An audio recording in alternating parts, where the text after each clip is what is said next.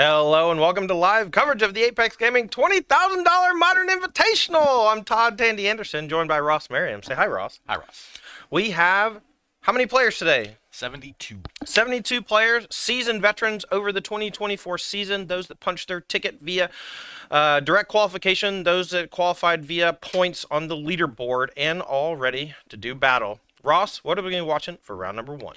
Well, we got two very good players, as all 72 players in the field had to perform well this year to get here. It's going to be Matt Como, one of our players that LCQ'd into the tournament yesterday on Boros Energy against TJ Radizak, a mainstay here on the Apex series, playing Amulet Titan. These are two of the most popular decks in the room. Boros Energy, a clear number one at about a third of the field, and Amulet is third most popular after Dimir Murktide at about 8% or so. So two of the best decks in the format, two of the best players in the room. This will be a very good one for round one. And I'll be interested to see how TJ does, because he was very close to the top 8 of our leaderboard. Finished, let's see, number... Top 12? 12. Yeah. Only 5 points off of that top 8, so he was close to earning a round one bye. Yeah. Got passed up on the last weekend, last month.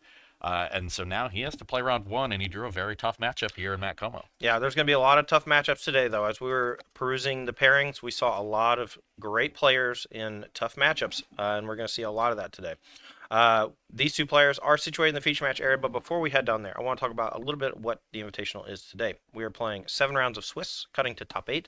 There are 8 players in the room that have one bye that they have earned for being on the top 8 of our leaderboard here at the Apex Gaming Invitational Series over the course of the year of 2024. So congratulations to them on earning a bye. They also received custom jerseys, which we gave out at the beginning, which was really cool. That was sick. We're passing out $20,000 in cash to these 72 players, and first place prize is going to be $4,000. These players have been waiting all year for this event, and we have 2. So without further ado, let's head on down to the feature match area and watch round number 1. On your right is going to be TJ Radizak on Amulet Titan. On your left, Matt Courier, aka Matt Como, fellow Roanokian who drove up here to LCQ yesterday, playing the best deck in the format, Boros Energy. Let's go, turn 1 Ragavan. And that Ragavan is the one drop that you want on the play against big mana decks. It's the one that helps you goldfish the fastest. And Otawara as the land into Amulet of Vigor for TJ. We're going to pass it back. Ragavan gets in there quickly. 2 damage. These players are going to be playing fast and furious. Reveals Explore.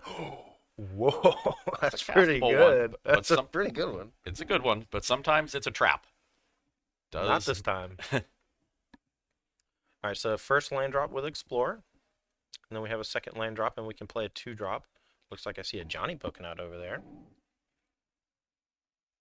Okay, Arena of Glory plus a Windswept Teeth. Yeah, and that'll cast the Johnny. A great turn 2 for Matt Como. Yeah. All right, so we are cruising. Now it's up to TJ with that powerful Amulet of Vigor to see if he can do some really disgusting stuff here in these first 3 turns. A great start here from Bomat.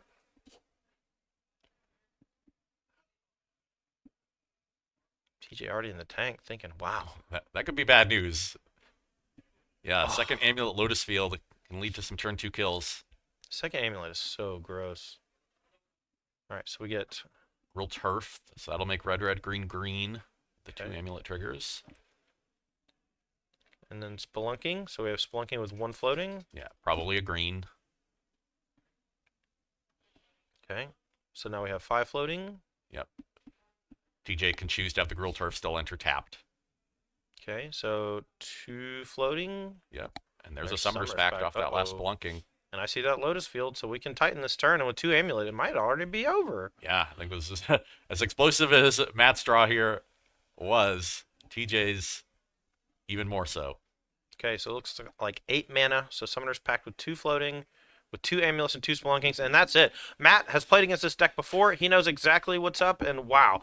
Yeah, look at that face. That's a face of a man who just really had a great start, died on turn 2. Died on turn 2, Ross? You hit a good card off your Ragavan.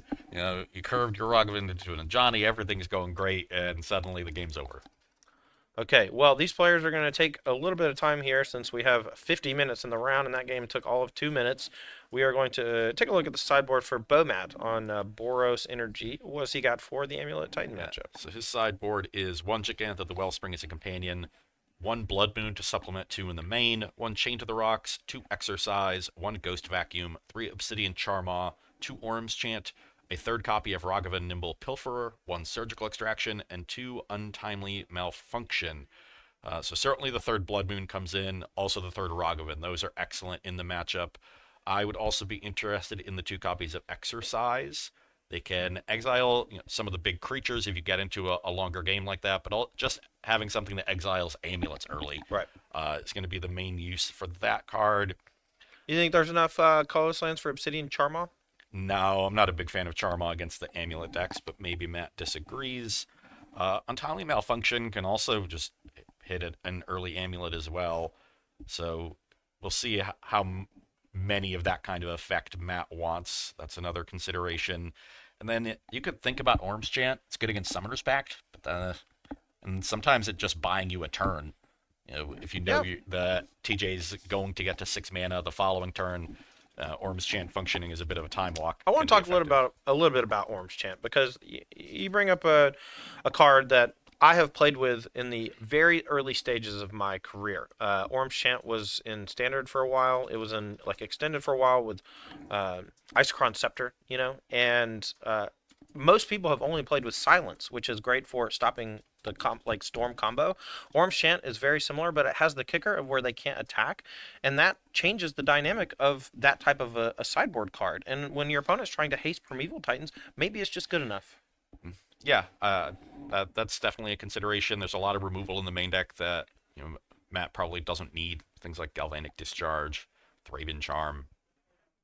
All right, well, we didn't get to talk too much about TJ's side of things, but I'll let Ross talk about that while we're still mulliganing. So TJ Razak on Amulet Titan, how does he approach the Boros Energy matchup after sideboard? So his sideboard is 1 Bojuka Bog, 2 Boseiju Who Endures to supplement 2 in the main, 1 Colossal Sky Turtle, 1 Dismember, 1 Disruptor Flute, 1 Endurance, 2 Force of Vigor, 1 Generous Ent, 2 Mystical Dispute, 1 Radiant Fountain, 1 Spelunking to supplement the 2 in the main, and 1 Vexing Bauble. Certainly the Dismember will come in. Certainly the Generous Ent to help play against Blood Moon will come in, and some more answers to Blood Moon.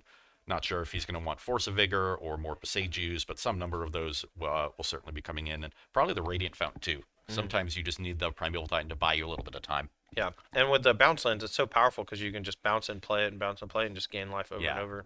And in the post-sideboard games, you have to expect your opponent is going to have more removal for your amulets, so you're not going to be able to combo all in one turn, and you have to play the mid-range value game more often with Primeval Titan. Radiant Fountain helps you do that in the aggressive matchups.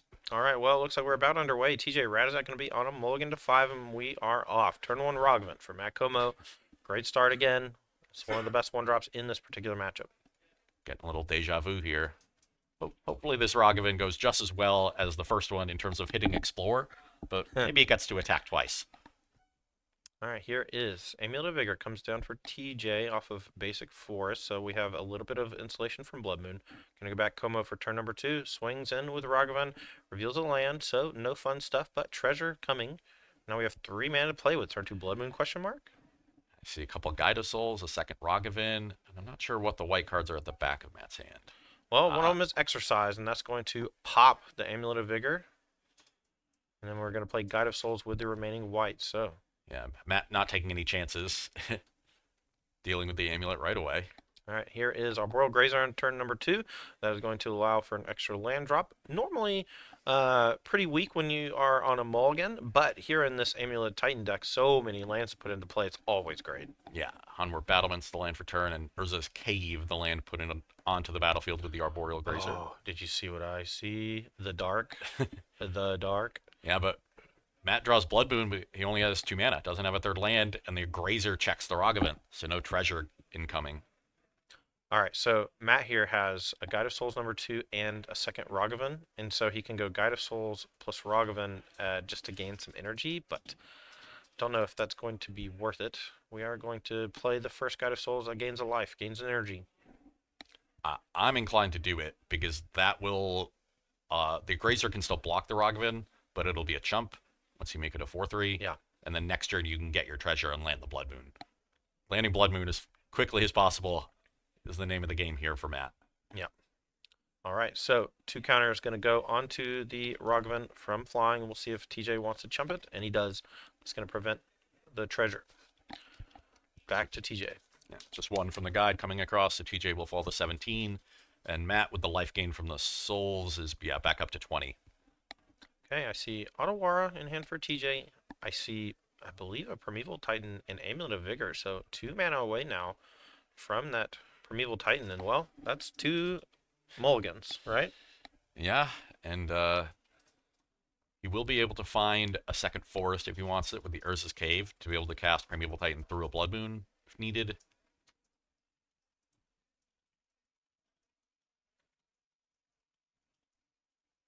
Okay, here's Amulet of Vigor. No bounce land. Pass the turn. Matt finds Basic Plains, the perfect land for that Blood Moon. We'll see how he wants to play this turn, though. Smash. 6 damage comes across. Okay, TJ falls to 11. And Is that the Generous End? yeah, I think so. Okay. So the second forest is going to be a no-go for TJ. Bomat going to go ahead and fetch with Windswept Heath and play that powerful enchantment from the dark, Blood Moon. Let's get Blood Moon on screen. This card has been a mainstay in the Boros decks ever since they were coming onto the scene, and well, that's why. It's cast and the game's over. TJ didn't have another land, so he draws for turn, realizes he's still 2 turns away from being able to cast the Primeval Titan, and he doesn't have 2 turns. Matt has him on a 2-turn clock, so that is game 2. All right, Director, we've been getting some subs pretty hot and heavy, and I'm not trying to disrupt the action, so if you can do some shout-outs for me, I'd appreciate it, but if you can't, that's okay. I see one right next to your face, homie. He said it's not turned on. Okay. All right, give me some names, the subs. I want to call them out real quick. Okay. Going to game 3 here. But TJ going to be on the play. Really looking for a more explosive draw. The mulligan to 5 took away his ability to ramp outside of the 1 Arboreal Grazer. Players here shuffling up for game number 3. 2 quick games under 10 minutes with sideboarding. That's wild. Both players here crisp and solid. TJ quickly takes a mulligan to 6, and Bomat as well. We played 2 turns in game 1 and 4 turns in game 2. Mm-hmm. So, yeah, I think you can get 6 turns done in 10 minutes.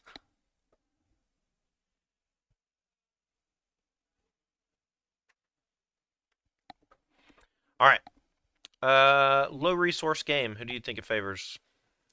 I'm inclined to go with Amulet. That's the deck that can undo mulligans more readily. You know, having lands that tap for multiple mana and cards that generate so much card advantage in the One Ring and Primeval Titan. I would say Amulet Titan because they start at 21 life. Minor bug there. Hands, I see a couple of rings in TJ's hand. I see a Blood Moon in Matt's hand.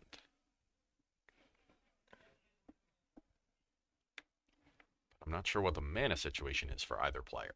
Yeah, I think Matt's just waiting on TJ to make the decision first. All right, while they're finishing up these mulligans, I'd like to say thank you to some new subscribers that we just had. Brickmaster Flex, appreciate you. Playmat Showdown, thank you so much for the sub. And Magic Elder, thank you for the subs. I know that some of you are not new and are longtime subs, and we appreciate y'all. Okay, you were right. Matt was just waiting for TJ to keep, and he is taking a mulligan to 5. Rough stuff here in game 3. Well, we know this Boros Energy deck can operate on really low land counts, and we know that the 1-drops and Blood Moon are like the things that matter the most. So yeah, 2 lands, Ragavan, Blood Moon, and another threat would be a great 5. I think I see a couple of Modern Horizons 1-drops. I'm not sure if they're Ocelot Pride, Guide of Souls, or Static Prison. Yeah. Static Prison's at the front of the hand. I think there's a Ragavan at the back.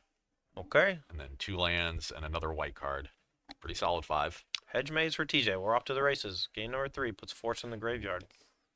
There's only 2 forests in the deck, so Blood Moon could be a problem.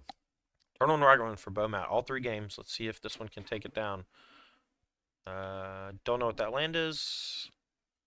Fetch land. Okay, we're going to attack with Ragavan. TJ going to fetch in response. To me, this signifies that he is essentially just going to make sure the forest doesn't get pulled out from the Ragavan. I don't think he's going to be casting anything here. Yeah, that was a Windswept Heath. Okay, Fetch. and we reveal the One Ring. Unfortunately, not enough mana to cast it, even with that treasure, because this is only turn number 2, but a very fun one to reveal. I see Amptraptor. That's a pretty nice pickup, I think, if I'm Bomat. With all this mana, you should just kind of plop it out there. Yeah, can play Amptraptor and Ocelot Pride. Starting with the Amptraptor, we get 2 energy.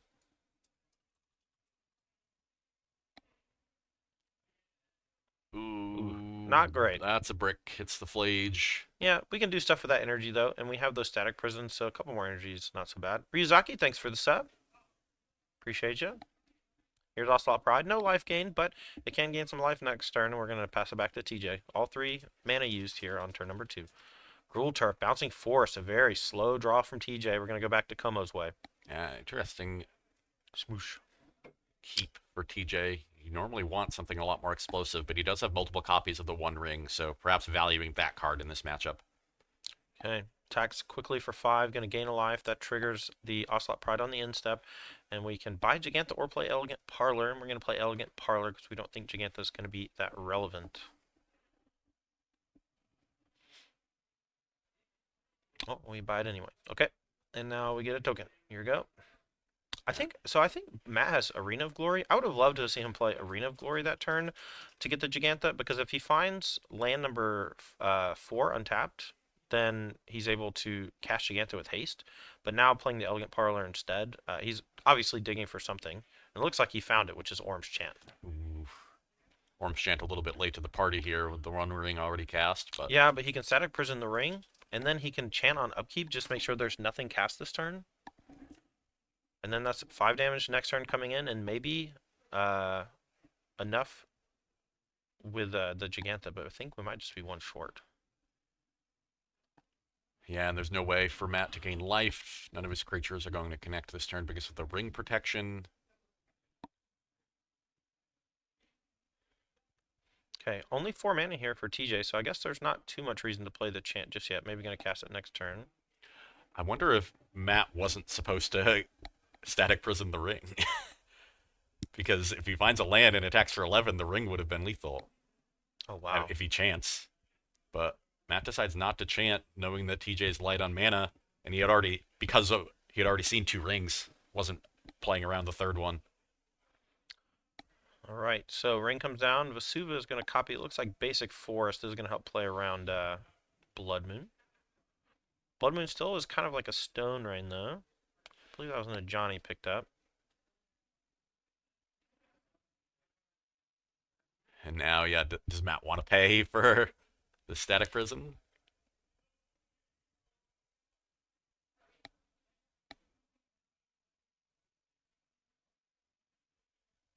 Oh, that's kind of cool. Johnny.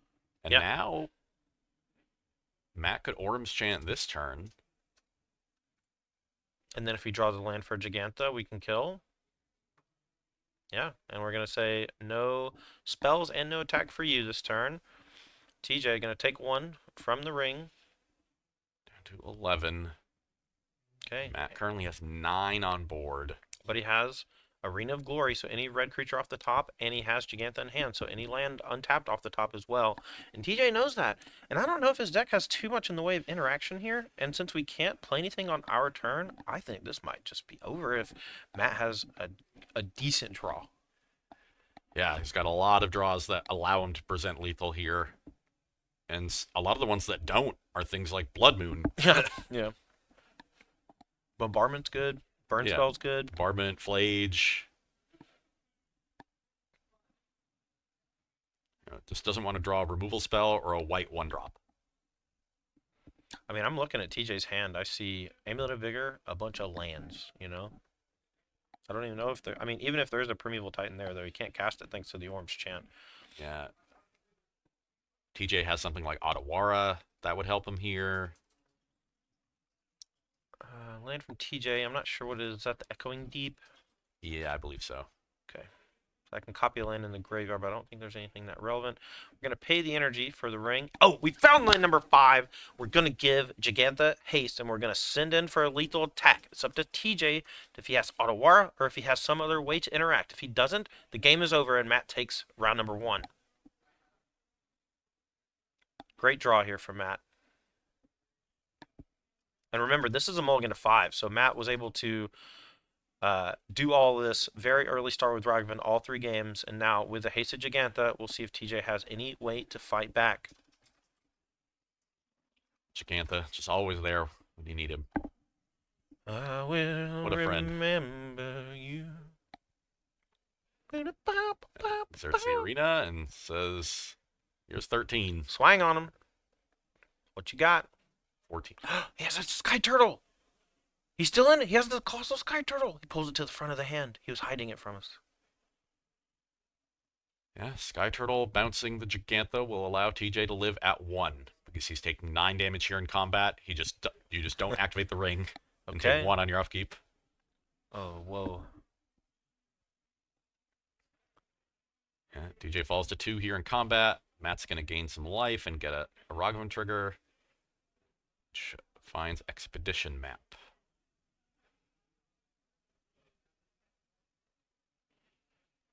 But now the pressure's on for TJ to win this turn. Yeah, the ring's going to kill him, so he needs another ring, which can save him for a turn. He has 1 more ring in the deck. Yeah, 1's exiled and 2 have been cast.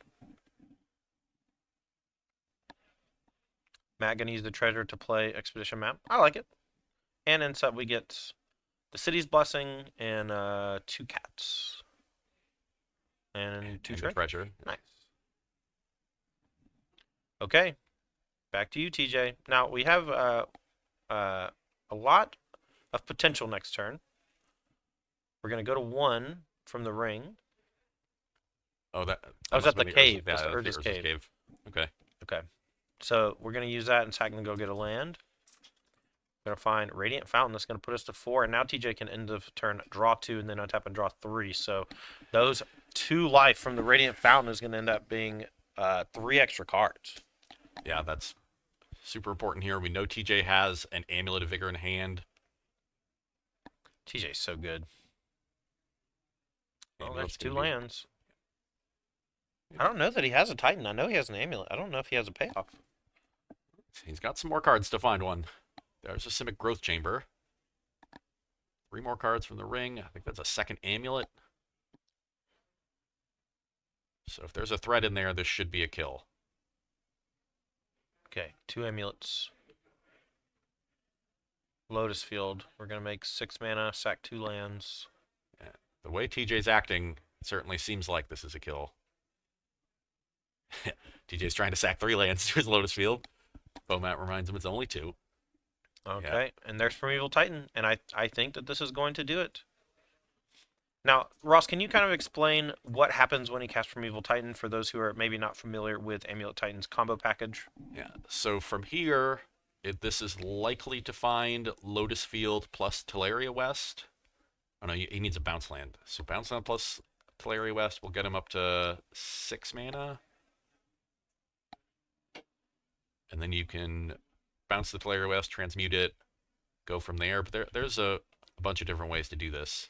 So there's Mirror Pool, and I believe that's Oh, the yeah. Echoing Deep. And so Mirror Pool can untap and copy the Primeval Titan, and then we get to go again. Yeah, that's Echoing another way to Deep do it. copies the Lotus Field, I think, and then we can keep going that way. But maybe it's copying a different land. Yeah, you can start with Mirror Pool, make another Primeval Titan that continues to juice the graveyard, and it'll all end with looping either Lumra and Mirror Pool or Aftermath Analyst and Shifting Woodland. Mm-hmm.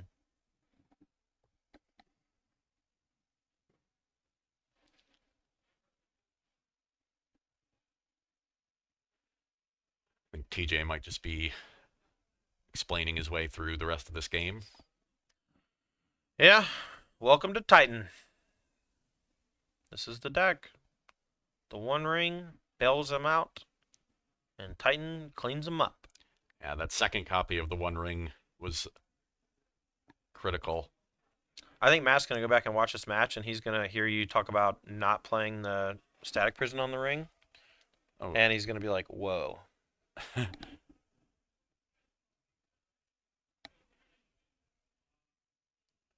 mean, he ended up setting up lethal regardless. Mhm. It was just the Sky Turtle. Yeah, Put the him turtle out. did bust them up. That's true. It's going to be hard to win through that. All right, so essentially what's happening is Talaria West is going to be put into play, bounced, channeled, going, or is it channeled? Transmuted. Transmuted to go get Summoner's Pack. Summoner's Pack's going to go get Lumra. Lumra's going to get back all the lands, including um, Mirror Pool. Mirror Pool, which can copy Lumra again, and then all the Lotus Field sack itself and something else, and so you generate this loop that generates mana and mills your deck. And so you essentially can mill all of your deck, all of your lands come back, you make infinity mana, you have something that gives something haste, and then you have something that pumps it by a million, or you give everything haste with multiple Amulet of Vigors or whatever. Yeah, sometimes you see a Kessig Wolf running these lists. TJ's not playing that, but once he makes enough mana, sufficient amount of mana, he can start making copies of Primeval Titan and giving them all haste with Onward Battlements. All right, and Aftermath Analyst is revealed, and I believe that there's a way to copy it with Shifting Woodlands, and then once you do that, it's elementary to do Infinity. Yeah. Aftermath Analyst and Lumra both added Infinity to this deck, which was already a potential turn 2 kill deck, and now we're just seeing it win these longer games thanks to the ring, and it's just so powerful. Yeah, TJ didn't have a very explosive start that game, but the One Rings, those 2 copies, bought him enough time to just barely get there.